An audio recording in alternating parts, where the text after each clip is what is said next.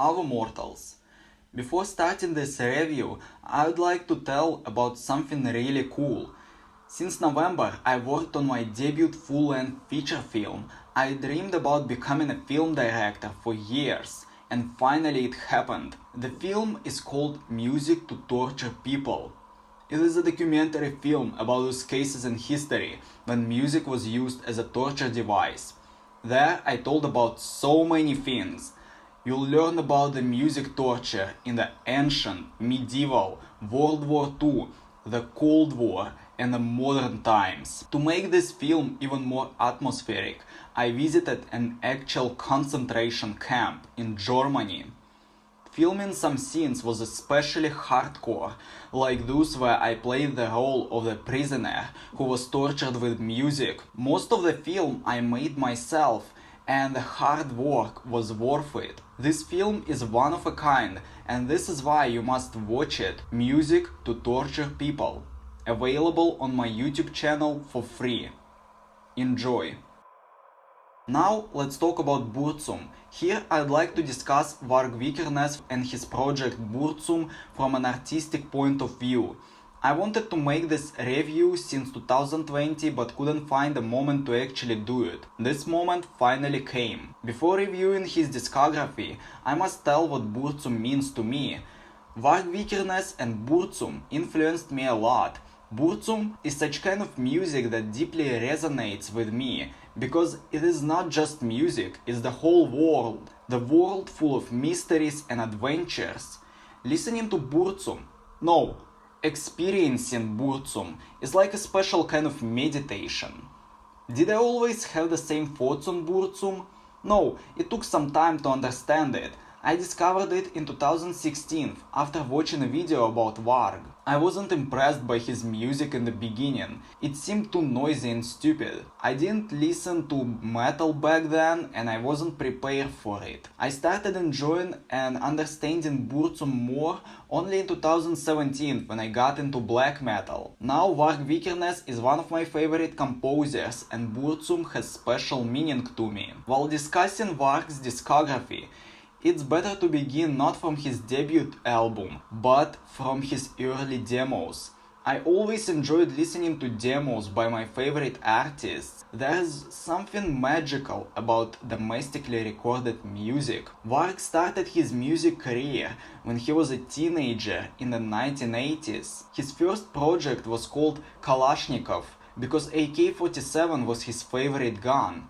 Later, it was renamed as Uruk-hai, that means the orc race, because he always liked Lord of the Rings and orcs were his favorite race. Mainly, it was a teenage metal band that Varg started with his friends. It was yet far from Burzum, but in his early demos you can already see his unique style, especially where he played the synthesizer.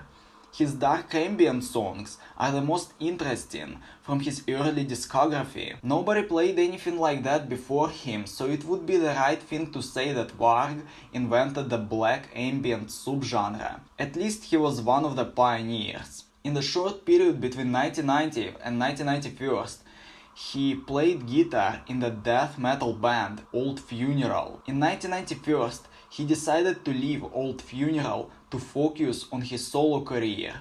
This is when Burzum was born. In the early 90s, Varg met Euronymous, who signed him up to his label, Death Like Silence Productions. On that label, Varg released his debut album with the same title in 1991 and Asuke EP in 1993. Burzum and Asuke are outstanding. I don't want to break them down separately because they were made in the same period. They sound alike and complete each other perfectly. You can easily listen to them as one album and you won't notice any difference. These two are the black metal classics and it's the darkest music that Varg has ever made. If Varg's early demos were the first hints on his artistic potential, Burzum and Asuke were a serious milestone in his career. There he revealed his inner beast with a sincere, raw energy. You can especially hear it in his animalistic vocals.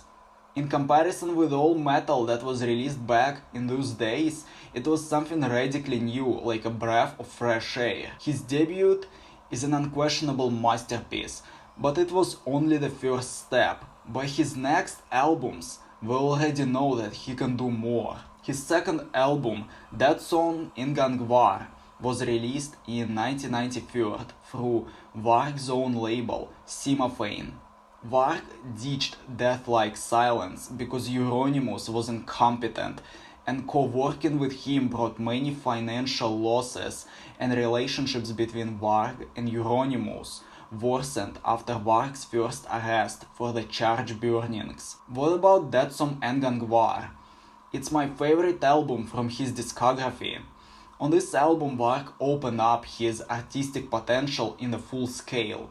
That Song and Gangwar feels more free, coherent, and epic than his previous works. It's a solid conceptual album and a decent sequel to his debut. Besides amazing black metal and black ambient songs, you can also hear dungeon synth on this album. It's so great that Varg was a pioneer in so many aspects of black metal music. On his next album, he developed his skills even more, but took slightly different path. Hvistli Set Taros was recorded in 1993, but was released in 1994 because Varg got in jail for the murder of Euronymous and the charge arsons. This album is not just a milestone, but a turning point for the entire black metal genre. Musically, this album is not an overage hair metal that everyone got used to. Varg started experimenting even more and concentrated on the conceptuality and atmosphere. He tried something that no one else did before him, and it helped him to open up the new doors in his artistic vision. This album is way different than the previous one. If his second album feels more solid and monolithic, his third album feels more enveloping, like a river. This album is unique, and it became a bridge between everything that he did before and after. Finally, hail the great pagan gods! We reached to the point that I'm sure many of you waited for. Philosophem. It was recorded approximately in 1992-1993, but was released in 1996 by the same reason as his third album. Varg was in jail. Many people consider it Varg's opus magnum. I understand why many people think so. This album without a doubt is a masterpiece, but it's not really my cup of tea. I like this album, but it's not my favorite one. Many people appreciate the song Dunkelheit because it's his most famous song, but my favorite song from this album is the 25-minute ambient piece which is called Rundgang die Transzendentale Säule der Singularität. It's one of the best ambient pieces that I've ever heard. It's catchy and relaxing. I like it because it lets your ears take a rest while listening to album with ultra distorted guitars. This is why this album is not my favorite from Burzum. It's just exhausting to listen. It's still great. What Varg developed in his previous album was taken further in Philosophem. Philosophem is his last black metal album, and the last one that was recorded before he went to jail. Now it's time to discuss the albums that he recorded in prison. There he recorded only 2 albums in the dungeon synth subgenre, because the only musical instrument that he had was a synthesizer, and it was taken away from him a few days later. It's really amazing that he could record 2 full-length albums in such a short time. His 5th album from 1997 is called Daudi Balders. It's not his best work, but still a decent one. It's his first trial of the pen in making an album entirely with a synthesizer. Pretty successful one, I would say. It's a conceptual album inspired by the Norse mythology. The album begins from Baldur's death and ends with the approaching of Ragnarok. This album is more of a dungeon synth and less ambient because it doesn't have those abstract, foggy kinds of sounds that the ambient music is famous for. It's a decent work that kept Varg occupied in his prison cell. His 6th album, Hlidskjalf, was released in 1999. It's another album that was inspired by the Norse mythology. Conceptually, it is less coherent, but more melodic than the previous one. It's darker, but at the same time more calming and mysterious. From his dungeon synth ambient albums, this one is my favorite. In 2009, Varg was released from prison. He moved to France and started living a simpler life with his family. After almost 16 years in prison, he started recording music again. In 2010, his seventh album saw the light under Varg's new label, Belabog Productions. It was called Belus. I felt very intrigued about this album and was concerned about how his music and skills have changed for such a long time. Belus surprised me a lot, and I consider it one of his best works after prison. The song that impressed me the most was Morgenröde. Conceptually, this album is again about Baldur's story, but unlike Dowdy Baldur's, it tells about Baldur's return. In 2011, he released his 8th album, Fallen.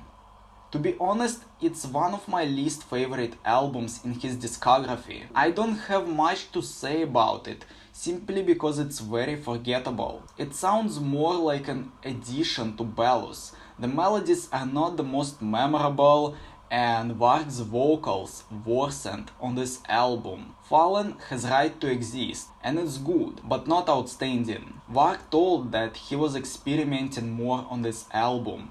I think he felt tired and stuffy in the metal genre and wanted to try something new. In 2012, he took a different direction on his 9th album, Amskiptar.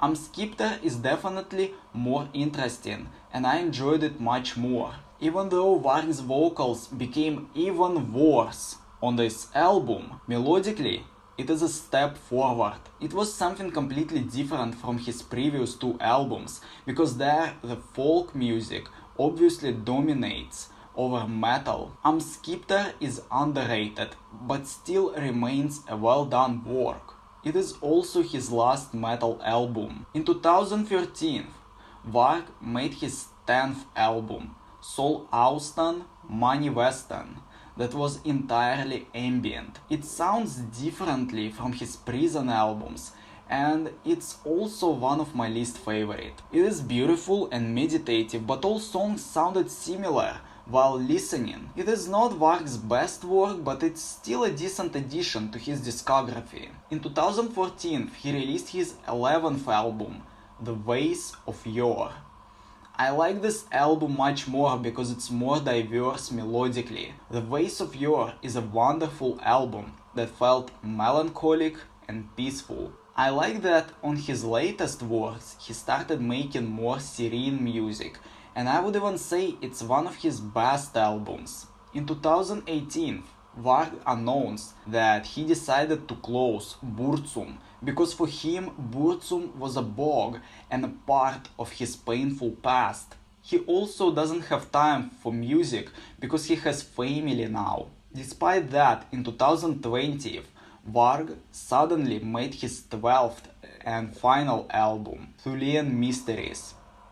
This album is a compilation of the songs that Varg recorded between 2014 and 2020. This album is so nostalgic because 2020 was a special and wonderful year for me. I'm not joking right now. It was a contradictory year for many others, but I have a lot of great memories from 2020. When I'm listening to music from Julian Mysteries, I mentally return to that beautiful time. What's also funny is that it was released in the March 13th, and I have a birthday in the March 14th. I even wrote to Varg thanks for such an awesome birthday gift, and he liked my comment. This album is excellent and can be perceived as an epilogue for his music career and biography. It feels like the final goodbye from Varg as an artist, as if he tried to say in his music that everything's alright and despite all troubles from his past, he finally lives a peaceful life with his family. As a conclusion, I can say that Varg is one of the most talented composers that I've heard. His artistic vision is one of a kind. I'm not upset at all that he quit music. He completely realized his full potential, and everything that he wanted to say in his music he has already said. Experiencing his music is like going through a big journey and observing the long and thorny path that Varg went through towards peace and serenity. If you enjoyed this review, press like, leave a comment and subscribe to my channel. Don't forget to press the bell of Satan to don't miss the new videos. If you want to support my channel, you can buy my music on Bandcamp. I also would like to remind you about my debut film, Music to Torture People. If you watch it, you'll have a good karma for the rest of your life. All links will be in the description below. Farewell, stay out of hell.